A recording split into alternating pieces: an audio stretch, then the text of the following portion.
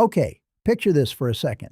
You're at a barbecue, it's someone's backyard, there's a guy flipping burgers he's definitely going to overcook, and somehow, the conversation drifts toward retirement. Somebody mentions their 401k. Somebody else laughs a little too loud and says, "What retirement?" And everybody kind of chuckles because, honestly, it's not that funny, it's just true. And you're standing there holding a lukewarm can of something, doing quiet math in your head. Am I okay? Am I behind? Is there some invisible finish line everyone else is sprinting toward that nobody bothered to tell you about? That feeling, that low hum of, "Am I doing this right?" That's basically the entire reason this video exists. My name is Steve, and I spend way too much time thinking about money and net worth, and why some people reach retirement feeling like they can finally exhale, while other people reach the exact same age and feel like the walls are closing in. Same number of birthdays, wildly different outcomes. That gap fascinates me, honestly, probably more than it should. So today we're doing something specific. We're going to talk about what it actually takes in real dollars to be in the top 10% of American retirees by net worth. Not the median, not comfortable. The top 10%. The number that would put you ahead of 9 out of 10 retired households in this country. And I'll tell you right now, the number is going to surprise you. Some of you are going to hear it and feel a wave of relief like, "Oh, okay, I'm actually closer than I thought." And some of you are going to hear it and feel your stomach drop a little. Both reactions are fine. Both are useful, actually. But by the end of this, you're going to understand not just the number, but the why behind it. And more importantly, what it actually means for how you should be thinking about your own money, starting today. Let's get into it. All right, let's rip the Band-Aid off. According to the Federal Reserve's Survey of Consumer Finances, which is honestly the gold standard for this kind of data, they survey thousands of American households every 3 years. The net worth you need to be in the top 10% of retirees hovers right around $2.5 to $3 million. It shifts a little depending on exact age. If you're 60 to 64, the bar is a bit higher, something like $3 million. By the time you're pushing 80, it drifts down to around $2.5 million. But broadly, we're talking about the $2.5 to $3 million range to crack that top 10% tier. Now take a breath. I know for a lot of people watching this, that number just landed like a dropped anvil. $3 million? To be in the top 10%? That feels almost absurd, right? Because most of us were raised on this vague cultural idea that $1 million is rich. Millionaire. That word used to mean something. Now it's basically the label for a decently funded retirement account and a paid-off house in a mid-sized city. Here's the thing though, and I think this is honestly the most important reframe of this entire video. Net worth isn't just your 401k balance. It's not just the number on your Fidelity app that makes you flinch a little every time the market dips. Net worth is everything. Your home equity, your retirement accounts, your brokerage accounts, your car, minus what you still owe on it, cash in the bank, any business you own, all of it added up, minus every single liability, your mortgage, your remaining debts, all of it subtracted out. So when we say $3 million to be top 10%, we're not saying you need $3 million sitting in a Roth IRA glowing in the dark somewhere. We're saying your entire financial footprint, house, savings, investments, everything, needs to add up to that. And that actually changes the emotional weight of the number quite a bit, doesn't it? Let me give you a quick example because I think stories land better than statistics, always have. Think about a retired couple. I'll call them Dave and Linda, completely made up, but you probably know a version of them. They bought their house back in the 90s for maybe $180,000 in a decent suburb. Nothing fancy. They just lived there, raised kids there. And now, 30 years later, that house is worth $800,000, purely because of where it sits and how real estate has moved. Add in the $400,000 they've got across a 401k and an IRA, some savings, a paid-off car, no debt, and suddenly Dave and Linda are sitting on somewhere around $1.3, $1.4 million, just from decades of ordinary, unremarkable financial behavior. They didn't do anything flashy. They just didn't stop. That's not top 10% to be clear, but it illustrates the point. Net worth compounds quietly in the background while you're living your actual life. Nobody wakes up one day with $3 million. It accretes, slowly, almost invisibly, until one day you look at the total and go, how did that happen? The takeaway from this section is simple, but it matters. Stop measuring yourself only against your checking account or your 401k statement. Pull the full picture: home equity, investments, cash, minus debt. That's your real number. And for a lot of you, it's higher than the anxious voice in your head has been telling you. Okay, here's where it gets, honestly, a little uncomfortable, but stick with me because this is the part that actually reframes how you should think about all of this. The median net worth for American households aged 65 to 74, meaning literally the household smack in the middle of the pack, half above, half below, is around $410,000. Let that sit for a second next to the $3 million we just talked about. $410,000 is the middle. $3 million is the top 10%. That is not a small gap. That's not, well, some people have a bit more. That is a canyon, a genuine jaw-on-the-floor canyon between the typical American retiree and the top decile. And here's why I think this matters so much, beyond just being a wild statistic to drop at your next dinner party. This gap tells you something true about how wealth actually behaves in this country.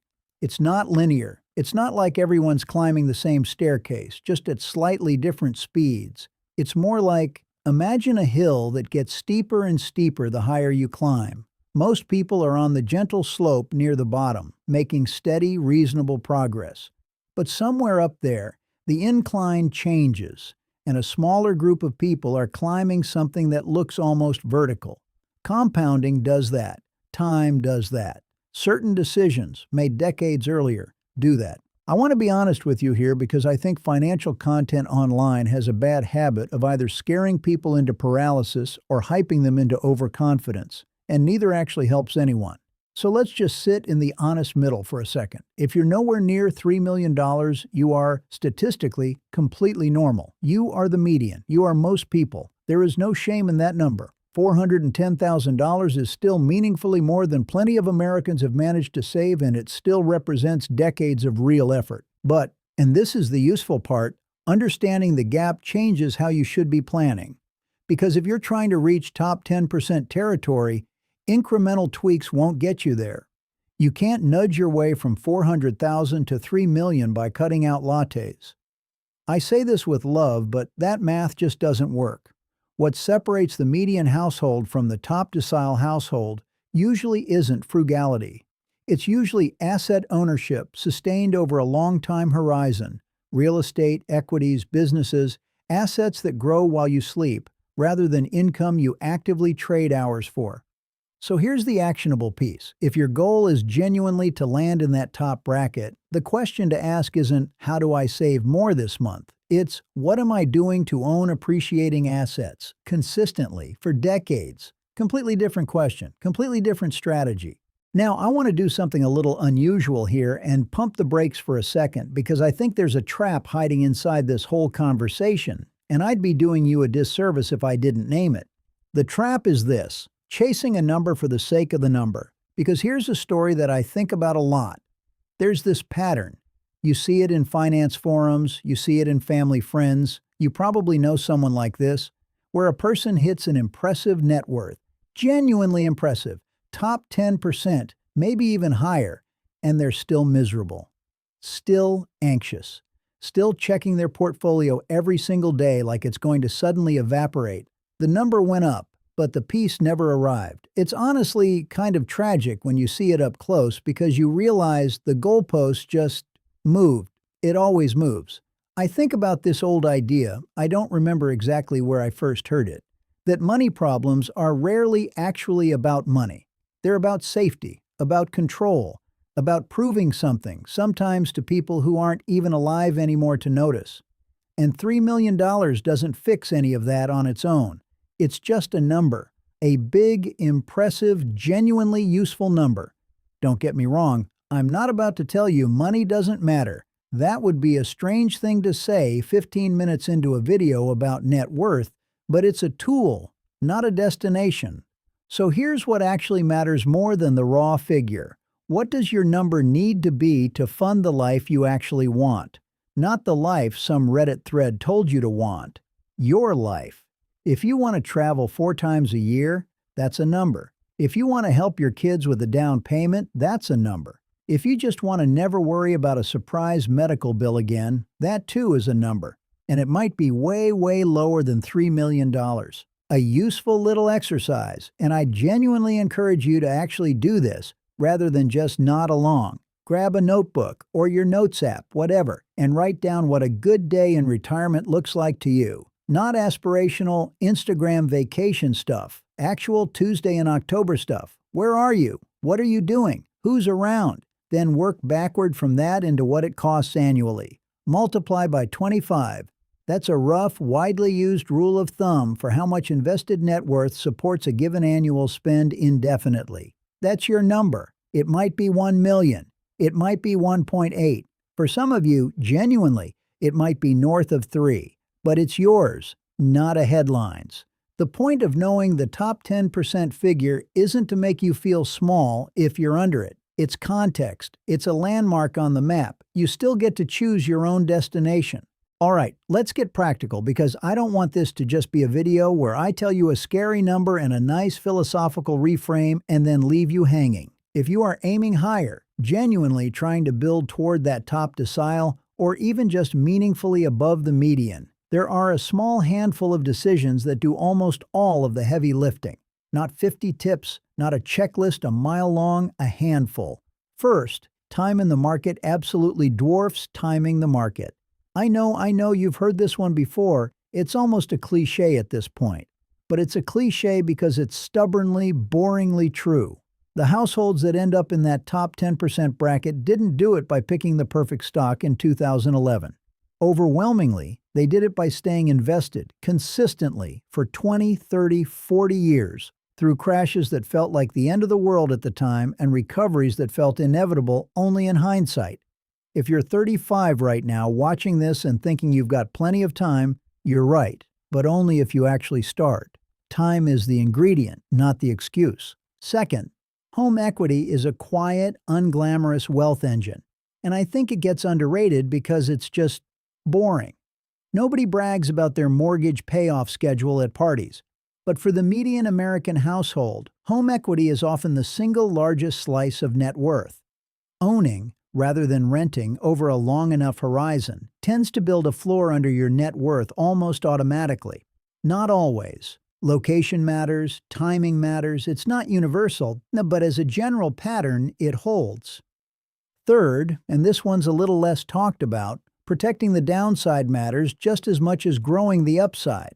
I've seen people build genuinely impressive net worths over 20 years and then lose a huge chunk of it in 18 months because of an uninsured health event or a lawsuit or some other black swan disaster nobody budgeted for. Building wealth and protecting wealth are two different skills, and a lot of people only ever practice the first one. And fourth, this is the one I'll be honest, personally find most interesting. The households that reach the top decile usually have some form of income that isn't purely wage-based. Rental income, dividends, a small business, something. Not necessarily huge, but something that isn't strictly, I trade hours for dollars. Because your hours are finite. Assets aren't. None of these are secrets. None of these are exotic. That's honestly the most frustrating and the most freeing thing about wealth building. It's not hidden knowledge. It's a small number of unglamorous behaviors, repeated for a genuinely uncomfortable length of time. So let's zoom back out for a second. The top 10% of American retirees sit somewhere around $2.5 to $3 million in net worth. Home, investments, savings, everything, all added up. The median household is way, way below that, somewhere around $400,000. That gap is real, and it's a useful thing to understand because it tells you something honest about how wealth compounds in this country. Slowly then, for some people. Suddenly. But here's what I want you to actually walk away with. More than the raw figure. The number isn't a verdict on your worth as a person, and it isn't even really the goal. It's a landmark, a reference point. What actually matters is knowing your number, the one tied to the life you genuinely want to live, not the one some statistic hands you. If you're behind where you'd like to be, that's not a life sentence. It's just information. Useful, slightly uncomfortable information you can actually act on. And if you're ahead of where you expected, genuinely, take a second and let that land, because most of us are so busy comparing upward that we forget to notice our own progress. Wherever you're sitting right now, the math doesn't really care how you feel about it, it just keeps compounding, quietly in the background, one decision at a time. So maybe the move isn't to chase $3 million starting tomorrow. Maybe it's just to make one decision today, a little more invested, a little more protected, a little more intentional, that your future self, sitting on some porch decades from now, will be quietly grateful you made. That's really all any of this is. Small, boring decisions, repeated long enough to become something extraordinary. Thanks for watching. I'll see you in the next one.